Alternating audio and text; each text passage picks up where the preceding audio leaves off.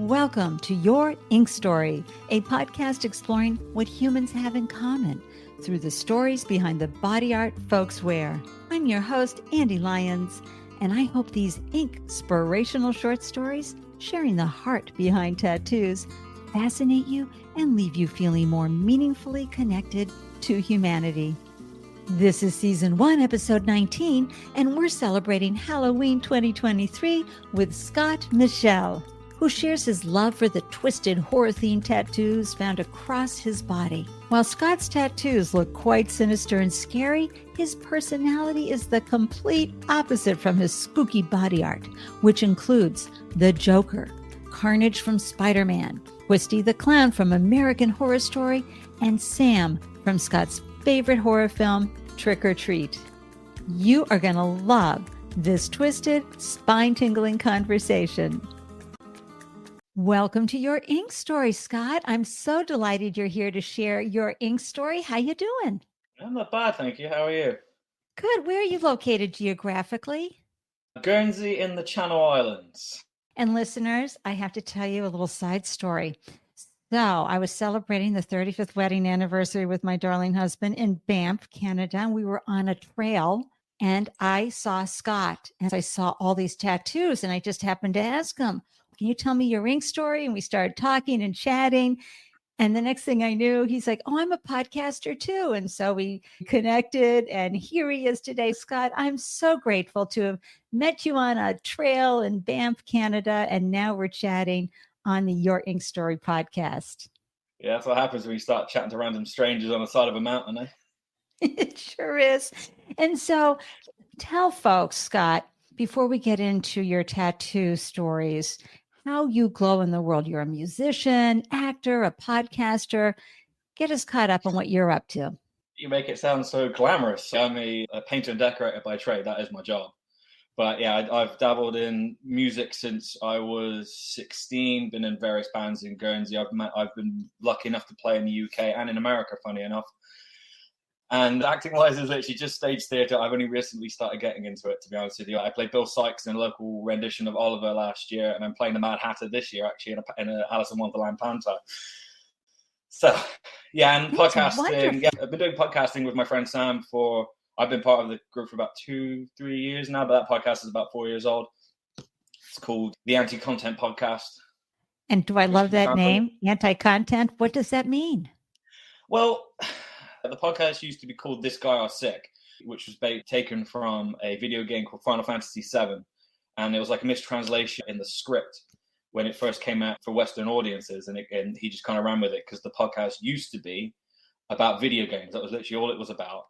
And then I joined, and then the show started transitioning into more true crime and conspiracy theories and stuff like that. So we didn't think of a podcast named after a video game wasn't really going to work in terms of the content we were pumping out. So we decided to change it to the Anti-Content Podcast, just as a case of we create content, obviously, but it's not in the same line as what you would see normally on social media, I guess. Excellent. Well, I have links to the podcast, folks, in the show notes. So do not worry. You can tune in to Scott and see how he glows in the world. It'll be so wonderful. Not for everybody. So you have a wonderful landscape of tattoos across your body, but you had to start somewhere. So share with everyone your tattoo origin story. What inspired you? What had you say, yes, I want that on my body in that location? So what inspired me really was more just a case of I'd always grown up with it. My brothers had tattoos and my mum had tattoos as well. So it was something I thought long and hard about from like the age of 16 to when I turned 17, nearly 18. And yeah, I decided I wanted to get a tattoo. Now, granted, the tattoo I got, I actually had covered up because what I got originally, your taste, as you get older, your taste evolves and it changes. So I had like this tribal design on my bicep, and then I had that done when I was 17. Because over here you could get tattooed at the age of 17 with parental consent. Right, same thing here in the U.S. Okay, cool. So what better parental consent can you get than my mum coming and getting tattooed in the same time as me? Oh my gosh. I always say, listeners, right? A family that tats together stays together. That's Yeah, so really lovely. that was the start of it. And then it spiraled out of control from there. And were you scared initially, or were you just manning up and saying, I got this, Mom, not to worry? Or were you worried about the needles? Do you look away, or were you captivated by watching the tattoo artist? What was it like for you that first time? Yeah, I think the first time doing anything, you're always going to be nervous about it. And as much as someone can tell you, oh, it's going to hurt or it's not going to hurt that bad, you're never going to know until you experience it for yourself, because everybody processes pain in different ways and at different levels. So yeah, I sat there. It was on the bicep, which isn't really an overly painful place for me personally. And yeah, I just sat there. I think it only took maybe an hour and a half to do it, Yep. and I was done. It was quite a while ago now, but yeah. And so it was then fine. you went off, and then you went off in the world. And did you get another tattoo right away? Was it several years before you thought about putting more body art on your body? It was like a year later. And were you impulsive about your artwork? And I call it artwork, listeners, because it's art on the body. And these tattoo artists can be so talented. But did you think about it? Did you sit with it? Or were you the type that was walking by a studio and said, you know what? I need another tattoo. I'm going in. It's not as simple like that over here. You kind of have to book up. There's no real places to do walk-ins over here. So you kind of need to go in and see what's available and when. Because some tattooists over here are booked up for like a year. Wow. So there's no room for being impulsive. You kind of really got to, when's your next available appointment? Oh, like a year's time. Okay, sound. I'll book that in. And did you ever get tattoos when you traveled? Yes, I actually have 2 that were done in Maine. No kidding. What part of Maine? I have one on the back of my neck, which was done in Bangor, Maine. I couldn't tell you the name of the studio. That was quite a while ago now. What's the design? It's an atheist symbol, funny enough. I don't know anything about atheist symbols, and I know you're going to send me some photos so I can share with the listeners what these look like. And what was the other one that you got in Maine? I got one done. God, again, I can't remember the name of the tattooist. I'll tell you the name of the tattooist. I couldn't remember the name of the studio. The tattooist was called Taiwan, and that was in Portland, Maine. And so did you find that you had a theme with your tattoo art? Walk us through some of your favorite tattoos. Now, look, I know for some of you out there with a lot of tattoos, it'd be like saying, well, which kid is your favorite? But maybe you can take us through a few that you really love and that really inspire you in life. I have a Joker tattoo on the back of my calf, on my leg. That's one of my favorites. I'm very much into that pop culture sort of style of like comic books and video games and stuff like that. So my left leg especially is full of nods to my favorite characters and stuff like that from various platforms. I got the Joker. I got Carnage from Spider-Man. I've got Twisty the Clown from American Horror Story. I've got Patrick Bateman from American Psycho. David from the Lost Boys. I got Geralt of Rivia from the Witcher series. The one I got done in Portland, Maine is a character called Sam from one of my favorite horror films called Trick or Treat. Oh my gosh, like this is the perfect episode for where we are in time right now, folks. It's October, Halloween, and I'm interviewing the horror tattoo guest here. Funny enough, pretty much like my whole upper torso is dark imagery, really. I think that's fascinating. You went with the dark horror stories. And so what happens when people see some of these tattoos? Do they go, oh, that's one of my favorite characters? Or do they look at you in horror? A friend of mine actually summed it up quite well, because she's like, your tattoos look quite sinister and scary, but then you actually get to know me, and that's not me in any way, shape, or form. I've got like a completely different personality to the imagery I actually have tattooed on me. Okay, so let's tell everybody, what do you normally like in life? I love that. I'm the clown, man. I'm the idiot. I'm the one doing silly voices and making jokes, just like go from like lighthearted to, really dark. There's no limit with the things. If I can make someone laugh, I'm more than happy for it to go as far as I can go with it.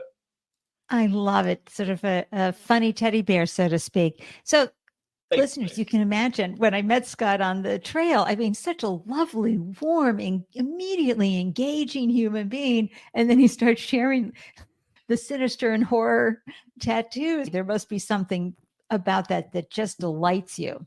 I've always been a fan of dark imagery, dark things, gothic designs, and all things disturbing. No, I have a friend here, Jen Ginty. She's the founder of the Moody Monster, and that's for kids to help express their anger and their emotions and help them, especially those on the spectrum, with their emotional literacy. And she's got this great stuffed monster you can pull apart. I think it's great for adults too to deal with anger and other emotions. But she's the same thing, as sweet as could be, and yet she loves those dark tattoos, right? Listeners, it's just all about what is delightful for you, what feels like an expression, not so much as who you are, right?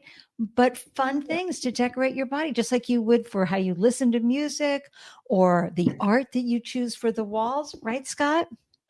Well, funny enough, my music taste has grown a lot since I was a kid. But yeah, I'm a metalhead at heart. You know, I'm very much about aggressive metal and stuff like that. But funny enough, you say about artwork on the wall, I've actually got a Joker canvas in the lounge. So no, see, I love that. And it has to be a conversation starter when you run into folks, right? Because it's one thing, you're a painter and a decorator. Yeah, decorate houses, offices, all that sort of stuff. Oh, come on, Scott. I find that so fascinating. So when you go into someone's home, are you covered up? Or you're going in to decorate their home and bring your artistry to them? And at the same time, you've got the sinister horror characters on your body. Yeah, I wear a short sleeve shirt, and so you literally see from pretty much like mid bicep down to my hands. I got hands and fingers are all tattooed and everything. So yeah. Tell me about the hand tattoos, because I hear that can be really one of the most painful places. What do you have in your hands? That looks like a face on the back of your right hand. Is that what it is? Yeah. It's like a combination of design I found, like Day of the Dead, like paintwork you put on your face. And so basically we decided to go half decorative and then half a skull. Okay, you definitely have to get me pictures of that for the video reel. Cheshire Cat. Oh, oh my gosh, that's so beautiful. The Cheshire Cat. Oh, one of my favorite characters. And listeners, you know where to go. Either hop on our Instagram feed, handle at Tell Me Your Ink Story, to see the reels, or on YouTube. And you can find under my name, Ande Lyons, on YouTube. You can see all the shorts of the reels of every guest's tattoos. And it's so much fun to see how people have inspired their bodies with this beautiful art or sinister art, whatever. Someone had to pull out some incredible talent to make those images come to life. Do you have a favorite artist you like to use? Oh, I go apart from maybe the two from America and one that was done over here. All my tattoos have been done by the same artist. Who is that? His name is Paul White. It's his shop called the White Ink Tattoo. And so how many tattoos would you say you have on your body at this point? Wow. I think it's more easier to tell you like what's been covered more than actually how many there are now. I've basically got from tips of fingers up to the shoulders, across the chest, the whole back, and about 75 to 80% of my left leg, and just 3 on my right leg. Great. And I want to swing back to ask you again about the hands. I've heard it can be a little painful on the hands. How long does that take when they're doing that? And is it painful? The hands, like this part, absolutely fine. I didn't even bat an eyelash at it, to be honest with you. It was really, really easy. But again, it depends obviously on how you respond to pain. I have quite a high pain threshold, so I can sit and this doesn't bother me. But it was the bottom parts of my fingers where the numbers are. Yep. That was horrible. Oof. I hated every single second of that. But everything else was fine. And do you have any tattoos that represent your musical side? You're a bass player. You love heavy metal. You're a metalhead. Do you have any that are in that category? Yeah, I have band logos. Ooh, tell me more. Just below my atheist symbol on my neck, I've got one of my favorite bands, Breaking Benjamin. They've got their logo done there. I've got 2 bands on my leg one being a band called A Perfect Circle, and the other one being Famous Last Words. I think that's actually it. But in terms of band stuff, I haven't got as many band logos or anything as I thought. Actually, it's just those three. Do you have any plans for more tattoos? Oh yeah. I got my next 2 or 3 planned. Tell us more. So one being a band theme one. One of my favorite bands at the moment, and for quite a while now, has been a band called Sleep Token, and they've recently blown up this year. And I want to get their lead singer tattooed on my leg because they're very, very unique in their design, because they are completely masked. So no one knows who they actually are. They're a completely anonymous band, and the lead singer is almost like a cult leader in his look. So he wears like a hood, and he's got a mask, a white mask, and it's got 6 eyes, and it looks really, really cool. So even if the band was to stop, it still looks really cool and fits with the aesthetic of what I've gone for.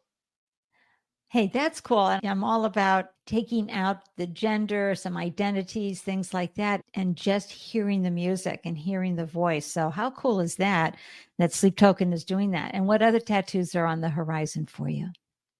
I need to get Brandon Lee from The Crow, because The Crow is literally my favorite film of all time. I already have like a whole design on this, which is themed on The Crow.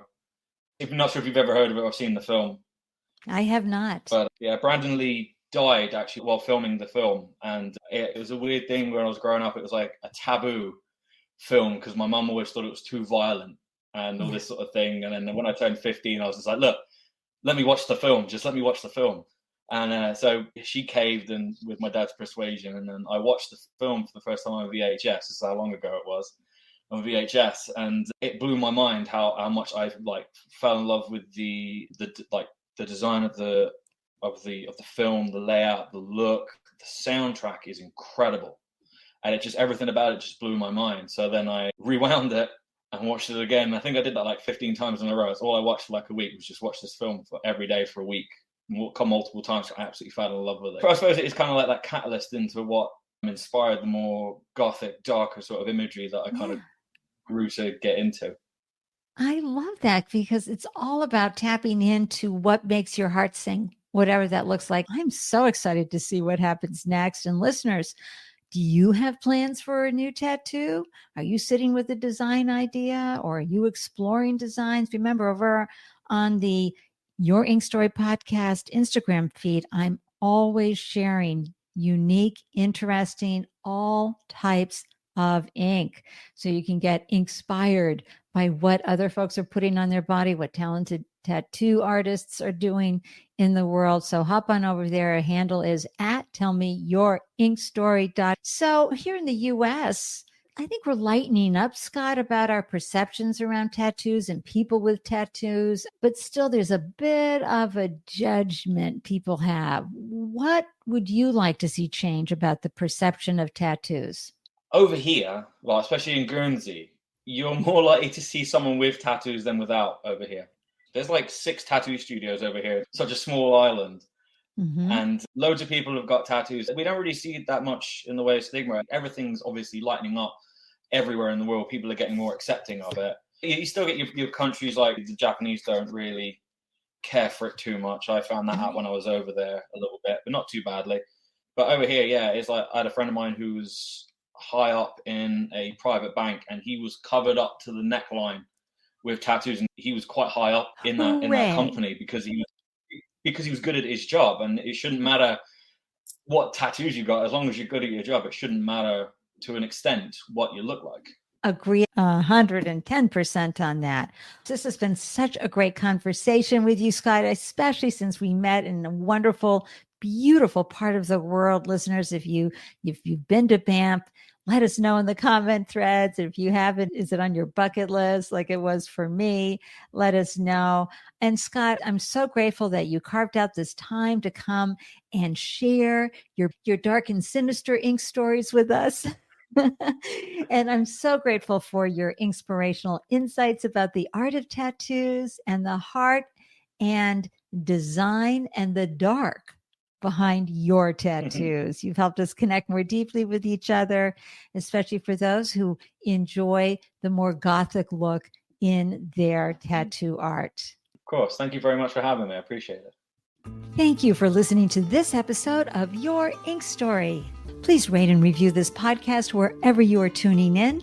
And if this episode inspired you, please share it so we can all feel more connected through our common humanity and lived experiences. If you or someone you know would like to share a meaningful ink story on the podcast, please send me an email, Ande@yourinkstory.com, along with a brief description. Feel free to share your thoughts about this episode via a voicemail message by visiting yourinkstory.com. And when you get to the website, just tap the podcast mic icon located in the lower right-hand corner of the screen and leave your message. Until next time, I'm wishing you a delicious day everywhere you glow. Cheers.